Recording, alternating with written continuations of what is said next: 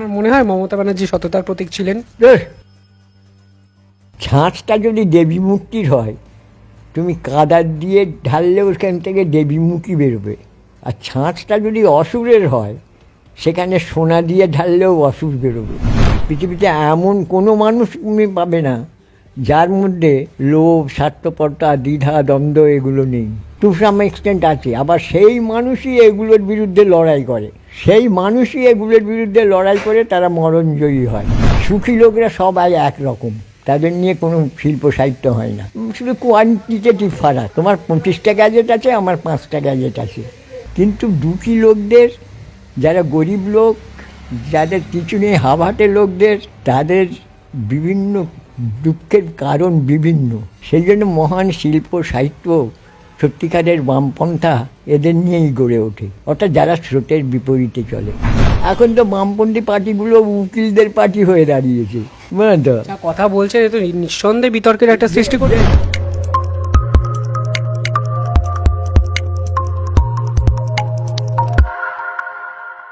নমস্কার, আপনারা দেখছেন দ্য ইন্ডিপেন্ডেন্ট বেঙ্গল। আমি শিবম। সমাজে একাধিক ইস্যু, একাধিক অন্ধকার অংশ, যেখান থেকে আলোর উত্তরণ বা উৎসরণ কিভাবে হবে তা নিয়ে এই বৃহৎ এক প্রশ্নচিহ্নের সম্মুখীন হয়ে পড়েছে।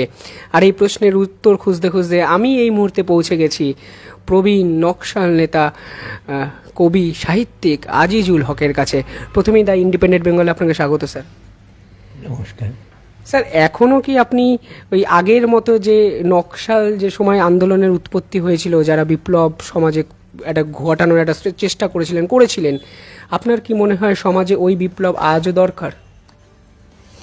দেখো, সমস্যাটা, সমাজ যখন বলছো তখন প্রথমে সমাজের কনসেপ্টটাই তোমাকে করতে হবে, জানতে হবে হোয়াট ইজ সমাজ। বুঝলেন তো? মানুষে মানুষে মিলে সমাজ, না একটা মানুষ সমাজের একক, ইউনিট। যেমন একটা পয়সা হচ্ছে টাকার ইউনিট।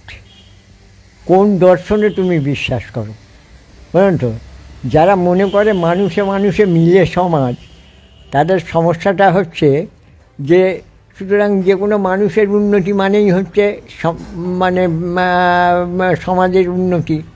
সুতরাং শ্যাম ব্যানার্জি কি শ্যাম তাদের মানে কী বলে চ্যাটার্জি, তারা কোটি কোটি টাকার মালিক হলে সমাজেরই লাভ। সেটা দুর্নীতির উৎস। যে দুর্নীতির উৎসটা আবার তুমি যদি ঘুরে যেতে চাও, একেবারে ওই যশং দেহি পুত্তম দেহি ধনম দেহি, যেখানে গিয়ে আটকে গেছে। সুতরাং সমাজ প্রশ্নটাই তোমাকে করতে হবে যে মানুষ ব্যক্তি না মানুষ সামাজিক। বুঝলেন তো? সেখানে স্টুয়ার্ট মিল অদ্ভুত একটা কথা বলেছেন। বুঝলেন তো? স্টুয়ার্ট মিল বলছে যে ম্যান ইজ প্রোগ্রেসিভ অ্যানিম্যাল। তার আগে আমরা পলিটিক্যাল অ্যানিম্যাল, অমুক তমুক ইত্যাদি না, বলছে ম্যান ইজ প্রোগ্রেসিভ অ্যানিম্যাল। অর্থাৎ এক ধাপ আমি উপরে উঠলাম কি না। এই যে অনেকেই কাছে যে তোমার প্রশ্নের কনক্লুশনে যেটা আছে, অনেকেই মানে আফসোস করেন আমাদের এত বিকল্প অর্থনীতি, আমাদের এত বিকল্প ভালো তবু মানুষ আমাদের কেন গ্রহণ করছে না। আমরা কোভিডের সময় অমুক করলাম, আমরা ত্রাণ দিলাম, তবু মানুষ আমাদের কেন ভোট দিচ্ছে না। তারা মানুষকে সংখ্যা হিসাবে দেখে, বুঝলে তো? ফলে সংখ্যাধিক্যের আধিপত্যকে তারা গুরুত্ব দেয়, যেটা বর্তমান ভারতে চলছে। সংখ্যাধিক্যের আধিপত্য, হেজমিনি অফ দি মেজরিটেরিয়ান।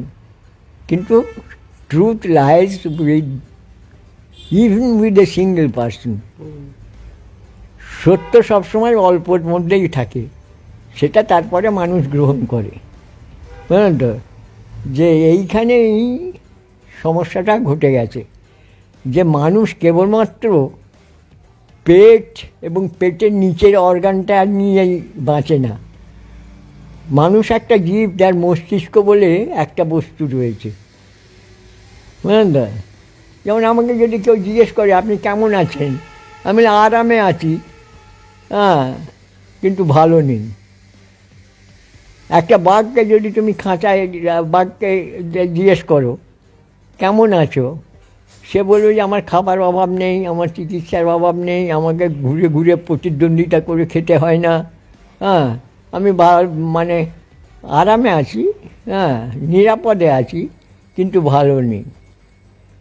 এই যে প্রশ্নটা, এই যে নিরাপত্তা বোধ, মানুষ মানেই হ্যাঁ দ্বিধা, দ্বন্দ্ব, ভয় এর সমষ্টি। পৃথিবীতে এমন কোনো মানুষ তুমি পাবে না যার মধ্যে লোভ, স্বার্থপরতা, দ্বিধা, দ্বন্দ্ব এগুলো নেই। টু সাম এক্সটেন্ট আছে। আবার সেই মানুষই এগুলোর বিরুদ্ধে লড়াই করে, সেই মানুষই এগুলোর বিরুদ্ধে লড়াই করে তারা মরণজয়ী হয়। নকশালবাড়ি ছিল এই ধরনের, নকশালবাড়ি সকল, মানে ইট ইজ এ মিসনোমার। কৃষকদের, উত্তরবঙ্গের কৃষকদের এই বিদ্রোহটা ছিল সেই নতুন মানুষ গড়ার কারিগর, বুঝলেন তো? সুতরাং ঘটেছিল না, তারা একদল নতুন মানুষ তৈরি করে গেছেন, যেটা আজও বিভিন্ন ফর্মে বিভিন্ন বিদ্রোহের মধ্যে দিয়েই দেখা যায়, বুঝলেন তো? সেই সুতরাং অবিশ্বাস করার কোনো কারণ নেই। এই নতুন মানুষ ছাড়া কোনো নতুন সমাজ হইবে না। কোনো নতুন মানুষ ছাড়া হাজার চিৎকার করলেও, যা প্যাট প্যাট করে চিৎকার করলেও হবে না। মানুষের প্যাটটাও নিয়ন্ত্রিত হয় মস্তিষ্ক দ্বারা। মস্তিষ্কের উপর আধিপত্য, মস্তিষ্কের, যার জন্যে মানে তোমরাও বাজারে রয়েছো, আবার ওই কী যেন বিজেপির আইটি সেল তারাও বাজারে রয়েছে, আবার ব্যানার্জি চাটুর্যেরাও বাজারে আছে। সবের লক্ষ্যটা কোথায়? যে মানুষের মস্তিষ্কের উপর আধিপত্য বিস্তার করা, বুঝলেন তো? এই মস্তিষ্কের উপর আধিপত্য বিস্তার করতে গেলে কী করতে হবে, that is the question before a real revolutionary. শুধু প্যাট আর প্যাটের নিচের অঙ্গটা লইয়া এই সাহিত্য শিল্প করিলেই হইবে না, বুঝলে তো? শুধু এইটা নিয়ে মানুষ না, মানুষ ইউনি অর্গানিক অ্যানিম্যাল নয়, মানুষের মস্তিষ্ক আছে। যে মস্তিষ্কের 4টি প্রকোষ্ঠ রয়েছে, সেই প্রকোষ্ঠগুলো সমস্তগুলোকে নিয়ন্ত্রণ করে, হ্যাঁ, যেটাকে আমরা বলি মন, বুঝলেন তো? যার জন্যই রবীন্দ্রনাথকে বলতে হয়েছিল নাতনিকে চিঠি পাঠানো, নাতনিকে চিঠি লিখতে গিয়ে, হ্যাঁ, যে মন বড় দুর্বোধ্য, দিদি মন বড় দুর্বোধ্য। কিন্তু সমস্যাটা কি জানো, মনটা তো আবার প্রাণের অন্য খেয়েই বেঁচে থাকে, হ্যাঁ, সেই প্রাণের জায়গাটাই হচ্ছে মস্তিষ্ক। এই মস্তিষ্কের উপর আধিপত্য বিস্তার করতে না পারলে পারে, যেমন তোমাকে আমি মানে দুটো কথা বলছি। একটা হচ্ছে পরিবর্তন, বুঝলেন তো? লেখাপড়া শিখতে শিখতে, করতে করতে লেখাপড়া ছেড়ে ছুড়ে দিয়ে চলে গেলাম কোথায় না, একেবারে সেই মানে তোমার বেকন থেকে ভোল্টেয়ার, বুঝলেন তো? এবং দেখলাম যে আজ পর্যন্ত আমরা সপ্তদশ, অষ্টাদশ, নবম শতাব্দীর এই যে গ্রেট থিঙ্কার, তাদের বাইরে একটি নতুন কথা কেউ বলিনি, বুঝলেন তো? চমকে উঠলাম কোথায় গিয়ে, দেখলাম যে এদের এই সমস্ত চিন্তা থেকে গাছগুলো বাদ দিয়ে সার নিয়ে একজন এসেছেন, হ্যাঁ, এবং তার সহযোগী, তার নাম হচ্ছে মার্কস, সহযোগীর নাম হচ্ছে এঙ্গেলস। এবং সেই মার্কস এঙ্গেলসের ঢুকে দেখলাম একটা অদ্ভুত টর্চ, যেখানে বলে দেখছেন the philosophers have so far interpreted the world in various ways, the point is however to change it. যে এই মহান পণ্ডিতরা নানানভাবে, এই মহান দার্শনিকরা নানানভাবে পৃথিবীটাকে ব্যাখ্যা করে গেছেন, কিন্তু কী করে এটা রূপান্তর ঘটতে হবে, যেটা বাংলাতে পরিবর্তন করা হয়েছে, না, এখানে চেঞ্জ মানে রূপান্তর ঘটতে হবে। কারণ যখনই তুমি বলবে যে আমি এই সমাজের পরিবর্তন চাই, ইট ইজ, পরিবর্তন কথাটা একটা লিনিয়ার এক্সপ্রেশন। যেমন ধরো একটা বাছুর, হ্যাঁ, পরিবর্তন হয় বয়সের সাথে সাথে, কেমন সে এঁড়ে কিংবা বকনা হয়, তারপরে গাই কিংবা ষাঁড় হয়, কিন্তু সে গরুই থাকে বেসিক্যালি। যারা এই পরিবর্তন করে যাচ্ছে না, তারা ওই মানে গরুটাকে গরুই রাখতে চায়। এটা হচ্ছে একটা ছেলে, মানে একটা কী বলবো, যে সরলরৈখিক বিকাশ। এই মার্কস যে চেঞ্জের কথা বলেছেন, চেঞ্জের বাংলা পরিবর্তনটা একটা অপবাংলা, মানে অরিজিনাল হচ্ছে রূপান্তর। হ্যাঁ, সে কোনো দিন, যেমন এফ পর্যন্ত একটা পরিবর্তন ছিল, কিন্তু এফ থেকে যেই মানুষ হয়ে গেল তখন সেটা রূপান্তর হয়ে গেল, বুঝলেন তো? সুতরাং এই সমাজের রূপান্তর করার জন্যে মানুষের মস্তিষ্কের উপরে আঘাতটা করতে হবে, which is very much necessity, যেটা কোনো কমিউনিস্ট পার্টি, সকল communist party, not even the সকল naxalised, those who are known as Maoist, তারা কেউ মানুষের এই মস্তিষ্কের উপর আঘাত করাটা, যার উচ্চটা একেবারে গিয়ে ঠেকেছে তোমার ধর্মে। হাস্যকর কথা নয়, আমি ধর্ম মানি অথচ ধর্মনিরপেক্ষ। ধর্মনিরপেক্ষ ধার্মিক আবার কী করে মানে হয়, বুঝলেন তো? ধর্মনিরপেক্ষ, ধর্ম মেনে ধর্মনিরপেক্ষ হওয়া যায়, হ্যাঁ? ফলে যেটা হচ্ছে কি, মানুষের কাছে এটা হাস্যকর লাগে। তারা বাড়িতে মানে কালী আল্লাহ খোদা করছে, বুঝলেন তো, আর ধর্মনিরপেক্ষতার কথা বলছে। তাকে, যারা এইরকম লোক, তাকে তুমি জিজ্ঞেস করবে, then why you are Hindu কিংবা হোয়াই ইউ আর মুসলিম? তুমি যখন ধর্ম নিরপেক্ষই, তুমি মুসলমান কিংবা হিন্দু কেন? তখন দেখবে যে মোম চালটা উঠে আসছে। তখন মুসলমানদের এত খারাপ, হিন্দুদের এত খারাপ, তখন সব বলছে। সুতরাং যে এই যে একটা অদ্ভুত জায়গা, রিলিজিয়ান, আমি ধর্ম বলতে রিলিজিয়ান বোঝাচ্ছি, বেসিক্যালি এইখানটায় আঘাত করে মানুষের মস্তিষ্কের উপর আধিপত্য বিস্তার না করতে পারলে পারে সমাজের রূপান্তর সম্ভব নয়। বর্তমান যে বাম আন্দোলন চলছে, আপনি তো একধার্সে একটা সমালোচনার একটা দৃষ্টিভঙ্গি একটা দেখালেন, একটা আয়না ধরে তুললেন। বর্তমান বাম আন্দোলন সম্পর্কে আপনার কি মত? আমি এদের বাম বলে মনেই করি না। যারা বামপন্থী নেতা তাদের না, একদম বাম বলে মনে করি না। এই বাম কনসেপ্টটা হচ্ছে স্পিকারের কনসেপ্ট থেকে, অর্থাৎ স্পিকারের ডান দিকে যারা বসে তাদের বলা হয় ডানপন্থী বা ট্রেজারি বেঞ্চ, বাম দিকে যারা বলে তাদের বলা হয় বামপন্থী, বুঝলেন তো?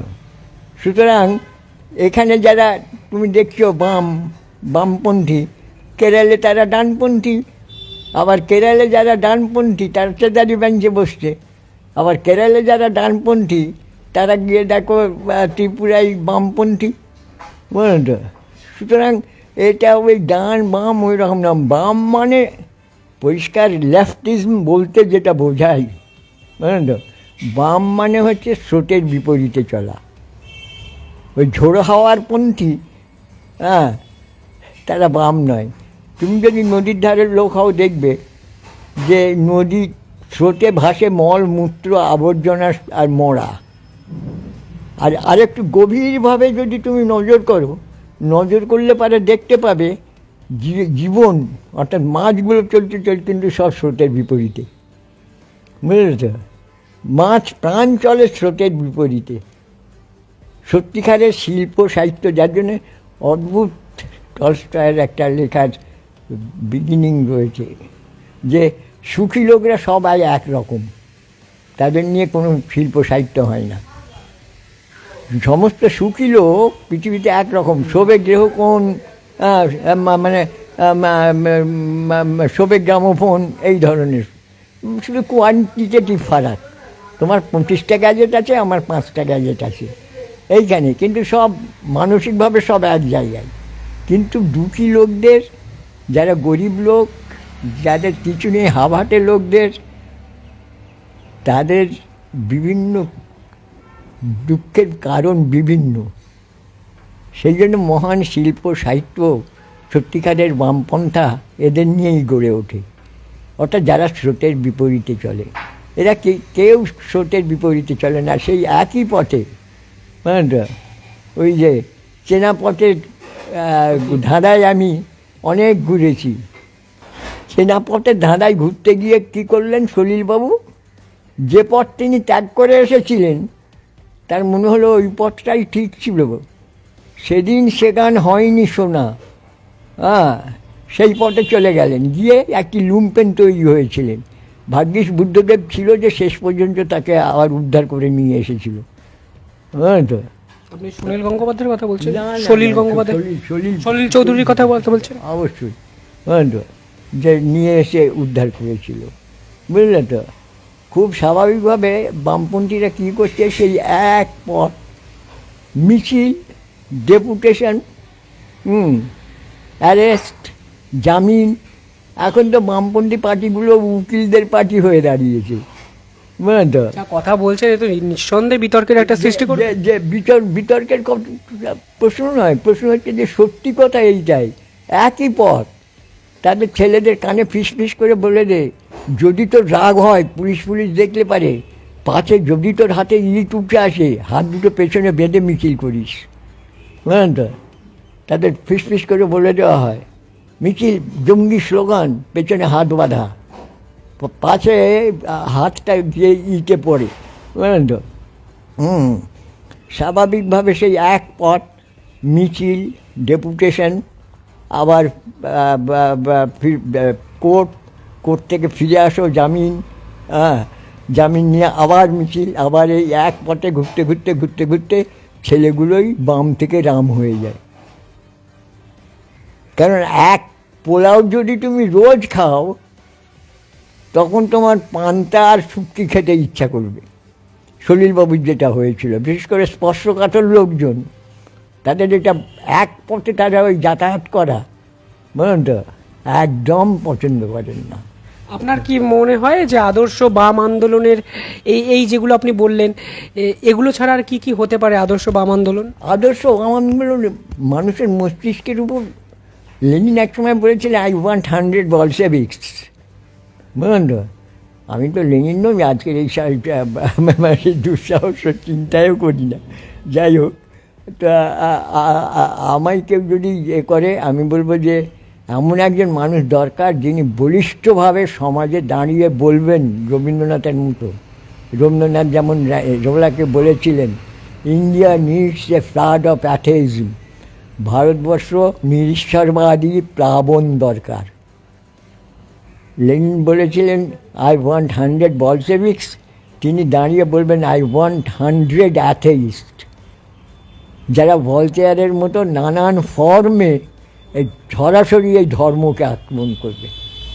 ধর্মকে আক্রমণ করতে পারলে বামপন্থা এবং সমাজের উত্তরণ আপনিই ঘটবে। স্যার, বর্তমানে বাম রাজনীতিতে এত যুব নেতার আবির্ভাব হয়েছে, মোহাম্মদ সেলিমের রাজ্য সম্পাদক হওয়ার পর বাম কমিউনিস্টরা একটু করে ঘুরে দাঁড়ানোর চেষ্টা করছে। প্রথমেই বলেছি, I don't consider them as বাম, not to speak of communist. কমিউনিস্টের দূরের কথা, আমি এদের বাম বলেই মনে করি না। কারণ এরা কেউ মানুষের মস্তিষ্কের উপর, এরা এডুকেশনাল ইনস্টিটিউশনে একজনের থাকাকে কেন্দ্র করে ডিবেট তুলতে পারে, এডুকেশনাল ইনস্টিটিউশনে থাকতে পারবে না, কিন্তু সে পুজো প্যান্ডেলে গিয়ে বসে থাকতে পারে এবং এমপিও হতে পারে। তার জন্য লেনিনকে যোগাযোগ করার জন্যে চার্চে রোববারে যেতে হয়েছিল, এরকম লেখা তো কোথাও পড়িনি। কিংবা লেনিনকে যোগাযোগ করার জন্যে মানে এক ক্রিসমাস ডেতে বইয়ের স্টল খুলে বসতে হয়েছিল বলশেভিক পার্টিকে, এরকম লেখা তো কোথাও পড়িনি। মানে তারা এগুলো সবই করতে পারেন। ওই বললাম যে তারা একই পথে, একই সেই বাঁধা সড়কের একটা মজাটা কি জানেন তো, ইজি, খুব সোজা, সহজ। সড়কটা তো বাঁধা, ওই মাঝে মাঝে দুটো চারটে ইট ফিট পড়লে পারে একটু ঠক্কর মেরে দিয়ে বেরিয়ে চলে যাওয়া যায়। কিন্তু যখন বন জঙ্গল কেটে সড়ক বেঁধে এগোতে হয়, দ্যাট ইজ রিয়েল ক্রিয়েশন। সুতরাং এই উত্থান, লেনিনের একটা কথাই রয়েছে অর্থনীতিবাদ সম্পর্কে বলতে গিয়ে বলছেন যে নিষ্ক্রিয় প্রতিরোধ মানুষের চারিত্রিক অবনতি ঘটায়, তোমার ক্যাডারের চারিত্রিক অবনতি ঘটায়। তুমি অন্তর্তদন্ত করতে পারো না, চারিত্রিক অবনতি ঘটাতে বাধ্য, বুঝলেন তো। এক পথে যে বললাম তোমাকে, তবু আশা করব যেটা সেটা হচ্ছে ডাকাতের থেকে চোর টরলে শ্যামপুর, ডাকাতের থেকে চোর টরলে শ্যামপুর। আমার বাগানে ছাগল পড়েছে বলে আমি তো বাঘ ডেকে আনবো না, আমি তো টকের জ্বালায় পালিয়ে গিয়ে কুলতলায় কি তেঁতুলতলায় বাস করবো না। আসুক, এই রাষ্ট্র নামক বস্তুটাই খতরনাক। সব থেকে টেররিস্ট অর্গানাইজেশনের নাম হচ্ছে রাষ্ট্র।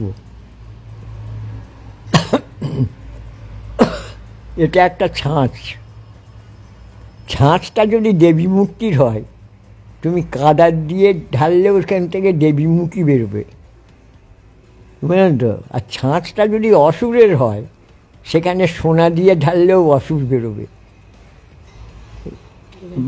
সেখান থেকে সোনা ঢাললেও অসুর বেরোবে। এই রাষ্ট্র যদি আমাকে কেউ করতে পারো, আমি বলি রাষ্ট্র হচ্ছে 1 নম্বর টেররিস্ট অর্গানাইজেশন, যার সংগঠিত বাহিনী রয়েছে, যারা মানুষের উপরে নানানভাবে অর্থনৈতিক, সামাজিক, রাজনৈতিক, সাংস্কৃতিক নানানভাবে টেররিজম চালিয়ে আসে। স্যার, আদর্শ বামপন্থী হয় নাকি আমি জানি না, কিন্তু আপনি রাজনৈতিক পরিমণ্ডলটা প্রায় 4-5 দশকের বেশি সময় ধরে দেখেছেন। আপনার চোখে আদর্শ বাম নেতা এই যে কোয়ালিটিগুলোর কথা উল্লেখ করলেন, এই রকম আপনি কারোর মধ্যে দেখেছিলেন স্যার? অবশ্যই আছে, না হলে এত ছেলে মরছে কী করে? নিশ্চয়ই কেউ না কেউ কোথাও না কোথাও জন্ম হচ্ছেই। আমি চিন্তা করছি যে আমি কিছুই জানি না প্রায়, বুঝলেন তো, সেই আমি চিন্তা করছি, বুঝলেন তো, আর কেউ চিন্তা করছে না বা তারা মাঠে ময়দানে নেই, এ কথা আমি কোন দুঃসাহসে বলবো? ভারতবর্ষ 130 কোটি লোক, বাংলাতেই ধরো না 10 কোটি লোক। অনেকেই যে বলে সব শালাই চোর, আমাকে বাসে দেখলেই আগে লোকের রাজনীতি করতে ইচ্ছা করতো, বুঝলি তো। এমনি তারা জীবনে হয়তো রাজনীতির কথাই বলে না, কিন্তু আমাকে বাসে দেখলেই রাজনীতি। একজন ওইরকমভাবে বলছে সব শালাই চোর, দেখলেন তো। আমি বললাম সব শালাই চোর না, কিন্তু মাইন্ড আপনি ইউজ করেছেন সব, আপনি আর আপনার শালা বাদ দিয়ে বাকি সবাই চোর নাকি? না না না, কেন সব শালাই চোর? আমি বললাম 10 কোটি লোক, আপনি কটা লোককে চেনেন? 10 জন, 100 জন, 1000 জন, ধরে দিলাম 10 লক্ষ, তবু 1%। আপনি সব বলে দিলেন। এবারে আমি না অমুককে দেখুন তমুককে দেখুন, আমি আপনাকে পাল্টা প্রশ্ন করি ভাই। সে প্রশ্নটা হচ্ছে যে আপনি কেমন সৎ যে আপনার চারপাশে একটা সৎ লোক নেই? তাহলে আপনি শালাই চোর। যে আমি একটা সৎ লোক আর আমার চারপাশে সবাই চোর, এটা সততা? এটা কোনো সততা রে? সততার প্রতীক? হ্যাঁ, আপনার মনে হয় মমতা ব্যানার্জি সততার প্রতীক ছিলেন? ওগুলো ব্যক্তিগত এর মধ্যে নয়, ও যেই যাক তাকেই। ওই বললাম তোমাকে, ছাঁচটা যদি অসুরের হয় ছাঁচ বেরোবেই। ওই গদিটা এমন একটি বস্তু, বুঝলেন তো। এই বিমান বসে আমরা যখন একসাথে রাজনীতি করতাম, আমাকে রাইটার্স বিল্ডিংয়ে ডেপুটেশনে নিয়ে যাওয়ার জন্যে 1000 চেষ্টা করেছে। জম্বে রাইটার্স বিল্ডিংয়ে যেতাম না আমরা। যে রাইটার্স বিল্ডিংয়ে একবারই শুধু গেছিলাম, রবীন্দ্র ভলিউমগুলো জেলে থাকার সময় বেরিয়েছিল, তো পাইনি। ওই রবীন্দ্র ভলিউমগুলো কালেক্ট করতে একবার শুধু গেছিলাম রাইটার্স বিল্ডিংয়ে। আমি যখন রাইটার্স বিল্ডিংয়ে আসবো সেই দিন পেচ্ছাপ করতে, বুঝলেন তো। যে খুব স্বাভাবিকভাবে ওই ছাঁচে, ওই চেয়ারে যদি কাদা মাখানো থাকে, তুমি দামি জামা কাপড় মোদি 10 লাখ টাকা সুট পরলেও তাতে কাদা লাগবে, আর আমি এরকমভাবে গেলে আমারতেও কাদা লাগবে। সুতরাং ওই রাষ্ট্র নামক এই বস্তুটি এই টেররিস্ট অর্গানাইজেশনের ড্রাইভার হয়ে নিজে ভালো থাকা যায় না। স্যার, ওই গদিতে জ্যোতি বসু বসেছেন, ওই গদিতে পরবর্তীকালে বুদ্ধদেব ভট্টাচার্যও বসেছেন, এবং এখন মমতা ব্যানার্জি নিঃসন্দেহে ওই গদিতে বসে আছেন। এই তিনজনের নাম যেটা বললাম, ওই গদিতে গিয়ে কি অন্তত বুদ্ধদেব ভট্টাচার্যের ক্ষেত্রে সেম অ্যাসেসমেন্ট আপনার থাকবে? না না, বুদ্ধদেব ভট্টাচার্যের নিজে হয়তো বা ব্যক্তিগতভাবে তিনি অনেক সব সৎ, কিন্তু তার সততা ওই যে বললাম, ওই আমার বাসের ওই এর মতো। হ্যাঁ, যে বুদ্ধদেব ভট্টাচার্য নিজে বলবে যে আমার চারপাশে যারা ছিল তারা সৎ, তারা সব 100% সৎ, নিজে বলতে পারবে? বুঝলেন তো? পৃথিবীর কোন মানুষ বলতে পারবে নিজে? না না, অনেক মানুষই পারেন, অনেক মানুষ বুকে হাত চাপড়ে বলেন না, তারা বলেন না বলেই বলেন, তারা বলেন না বলেই বলেন, কিন্তু যারা বলেন, বুঝলেন তো, তারা, বুঝলেন তো, আসলে আমার শুরুটাই হচ্ছে স্পেন্সারের ভাষায়। স্পেন্সার তো প্রথম ফিলোসফার, যিনি বিজ্ঞানকে মানে ক্যাটেগরাইজেশন করেছিলেন। হ্যাঁ, তার এটা ছিল সোশ্যাল সায়েন্স, জানেন তো, ফিজিক্স, কেমিস্ট্রি, ম্যাথামেটিক্স এইরকমভাবে বিজ্ঞানের ভাগ করেছিলেন।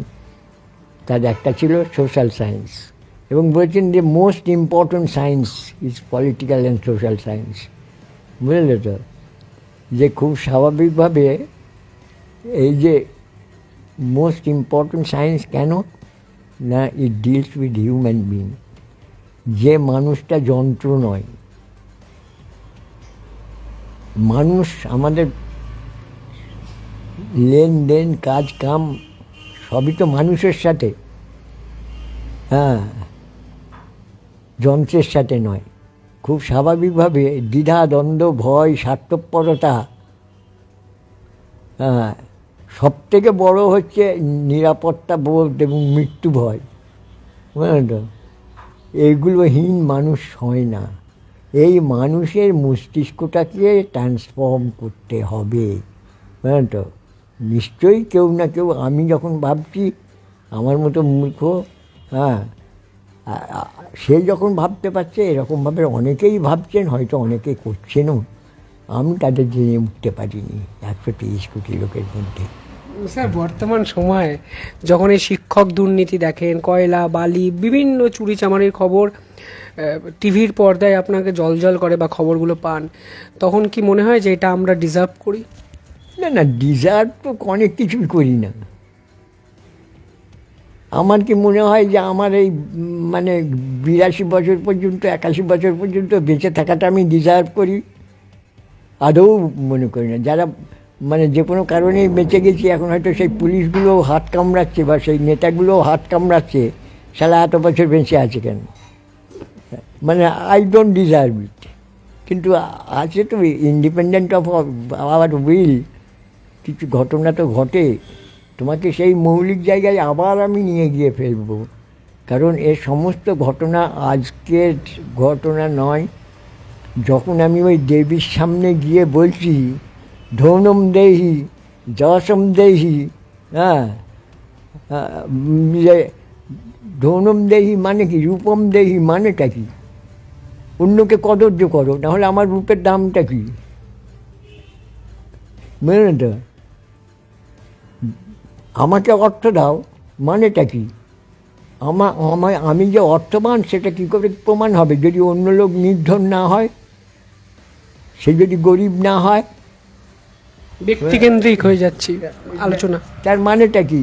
তার মানে আমি পরিষ্কারভাবে তখন থেকেই তো এই চুরিচামারিগুলো, আমি তোমাকে তোষণ করবো, তুমি আমাকে দাও, আমি তোমাকে পুজো করবো, তুমি আমাকে দাও, দাও দাও দাও দাও দাও।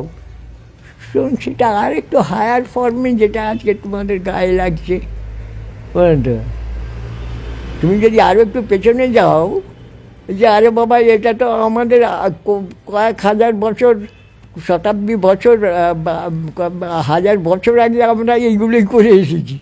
যে আমি পুজো করি কেন, সে আমাদের পাড়ায় এক ঠাকুর ছিলেন, বলতেন কতর পুজো, 2.5 টাকার না 5 টাকার, বুঝলেন তো? 5 টাকার পুজো হলে ঠাকুর আর একটু বেশি সন্তুষ্ট হবে, 2.5 টাকার পুজো হলে ঠাকুর কম সন্তুষ্ট হবে। এগুলো তো আমরা আগে করে এসেছি। এখন একটা চাকরি পাওয়ার জন্য টাকা চাইছে, একটু তো দিতেই হয়, এটা মানুষের রক্তেই রয়েছে। ঘর বাড়ি বিক্রি করে দিতে হবে, আর সেও কামাবে, দেবীও সন্তুষ্ট হবেন। সেই কোটি কোটি টাকার এই লেনদেন, দুর্নীতি, এটা আপনি কোন নজরে বা কোন চোখে দেখেন? নীতি থাকলে তো দুর্নীতি। নীতিটা কার নেই, মানুষের মধ্যে থেকে চলে গেছে। মানুষের মধ্যে থেকেই যাবেনি, বুঝলেন তো? যে মানুষের, যে বললাম, মস্তিষ্ক দখল মস্তিষ্কের উপর যে মেজরিটেরিয়ান হেজিমনি বলা হয় যেটাকে, এই সংখ্যাধিক্যের আধিপত্য, সেই সংখ্যাধিক্যের আধিপত্যে চলে মানুষের ভিতরে সেটা চেপে রেখে দিয়ে হয়েছে, বুঝলেন তো? বুঝলেন তো? সেই ভাঙার নীতিটাই নীতি, মানুষের মস্তিষ্কটা দখল করতে হবে, বুঝলেন তো? কোথাও গিয়ে সমস্ত রাজনৈতিক দল একই রকম আচরণ করছে। আমার শেষ প্রশ্ন এটাই স্যার আপনার কাছে থাকবে, এই থেকে উত্তরণের পথ, ওই নবজাগরণ কিভাবে হতে পারে বলে আপনার মনে হয়? তো বললাম, আমি সেই দিনটাই জন্য বেঁচে থাকবো কিনা জানি না, যে একজন লোক বুক চিতিয়ে বলবে আই ওয়ান্ট 100 অ্যাথেইস্ট। রবীন্দ্রনাথের মতো যিনি বলবেন India needs a flood of atheism. ভারতবর্ষ, রলাকে বলছেন ভারতবর্ষ একটা নিরীশ্বরবাদী প্লাবন দরকার ভারতবর্ষে। কে বলছেন? রবীন্দ্রনাথ, বুঝলেন তো? কাকে বলছেন? রলাকে। রলা বলছে সে কি ভারতবর্ষে? বলছে হ্যাঁ, বলছে এই মানে বেদ ঋষি এই সমস্ত দেশ, সেখানে নিরীশ্বর বাড়ি। বলবো বেদের টেদের কিচ্ছু হবে না, কারণ প্লাবনে খড়কুটো আগাছাগুলোই চলে যায়। আর আমার ব্যক্তিগত অভিজ্ঞতা যদি বলো, আমার ব্যক্তিগত অভিজ্ঞতা মানে আমি জেলখানায় দেখেছি, যে যত বড় খুন করে বাইরে যত জঘন্য ক্রাইম করে এসেছে, সে জেলখানায় এসে তত বেশি ভগবান প্রেমিক হয়। আর তুমি ইনভেস্টিগেশন করতে পারো তোমরা তোমাদের এতে, সেটা হচ্ছে কি জানো তো, যে দেখবে রেড লাইট এলাকায় সব থেকে বেশি সতীবন্দী থাকে। সুতরাং what we need a flood of atheism. সেই দিন আমরা মানে সেদিন পর্যন্ত বাঁচবো কিনা জানি না, যিনি ওই রবীন্দ্রনাথের মতো দাঁড়িয়ে বলবেন what India needs a flood of atheism, কিংবা লেনিনের মতো বলবে আই ওয়ান্ট 100 অ্যাথেইস্ট। এই 100টা নিরীশ্বরবাদী প্লাবন নাটকে, গানে, শিল্পে, সাহিত্যে, বক্তৃতায় মানুষকে পাগল করে দেবে, এইরকম 100টা লোক দরকার, বুঝলেন তো? ওই বইয়ের স্টল খুলে কিংবা পুজোর চাঁদা তুলে নয়, বুঝলেন তো? অবশ্যই কথাগুলো যেন হয়তো একটা আয়নার মতো কাজ করবে, বামপন্থীদের শুধু নয়, সমাজের সকল স্তরের মানুষদের। আয়নাতে নিজের মুখ তো দেখতে আমরা ভালোবাসি, কিন্তু সেই মুখে যদি দাগ লেগে থাকে, সেই মুখ কতক্ষণ আমরা দেখতে পাই? ভালো হলেও মুশকিল হয়ে যায়, তখন সুন্দরমূল্য বিকৃত হয়। আয়নাটা যদি ভাঙা হয়, ভাঙাচোরা হয়, তোমার সুন্দর মুখও বিকৃত হয়ে যায়। আয়নাটাই ভাঙা আয়না কিনা দেখতে হবে, মানুষজন সেটাও বিচার করে নেয় যে আয়নাটা ভাঙা না আয়নাটা ঠিক আছে। নিঃসন্দেহে আমার পাশে যে আয়নাটা ছিল, আমার তো তাকে অত্যন্ত সুন্দর ঝকঝকে চকচকে একটা আয়না বলে মনে হয়েছে। মানুষ নিজের রূপ যত তাড়াতাড়ি দেখতে পাবেন, বাম নেতারা, বিভিন্ন রাজনৈতিক দলের নেতারা নিজের মুখ সে আয়নায় যত তাড়াতাড়ি দেখতে পাবেন, ততই হয়তো সমাজের মঙ্গল। 100টা ছেলে কবে আসবেন আমরা জানি না, কিন্তু 100টা প্রশ্ন হয়তো নিজেকে মানুষ করতে পারে ওই আয়নার সামনে দাঁড়িয়ে। সময় হয়তো এসে গেছে। কমেন্টে জানাবেন কেমন লাগলো। অসংখ্য ধন্যবাদ স্যার এতটা সময় দেওয়ার জন্য। আমার মনে হয় অনেক মানুষকে খ্যাপালাম, তোমাদের মাধ্যমেই তাদের কি বলবো ভাই, আমি এমন একটা মানুষ যে লোকটা কিছুই জানে না, এইটুকু জানি।